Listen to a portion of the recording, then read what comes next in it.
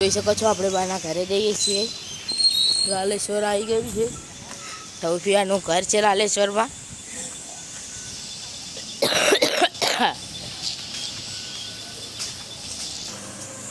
જો આપણે બાના ઘરે આવી ગયા છીએ. આપણી સ્વબેન છે અને બાળા સોસાયટીમાં ગણપતિ લાવ્યા હતા એટલે મંડપ પણ બાંધે છે. આપણે ફાઇનલી બાના ઘરે આવી ગયા. હવે આપણે અંદર જઈએ. જો બહારનું ઘર છે આ રહ્યું. હા આપણો ભાઈબંધ છે નવ્ય છે. જો આ રહ્યો નવ્ય છે આપણો પાણી પાવા તુલસી માતાને અત્યારે આપણે એ બાના ઘેર આવ્યા.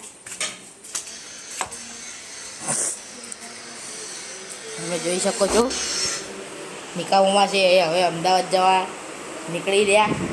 આ રહ્યો આપણો શિવમ. આ રહ્યો શિવમ છે અને બા છે. આપણે ખાસા દાડે બાના ઘરે આવ્યા કારણ કે ગયા બ્લોગ બનાવ્યો તો ત્યાં નાયા જ નહોતા.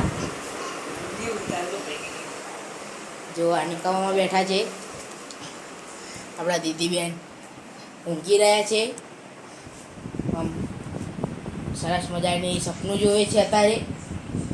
અને પબ્લિક બેન આવા ગયા છે અને શિવમનો ફોટો હમણાં નવો બનાવડાયો. જોવા આવ્યો શિવમ.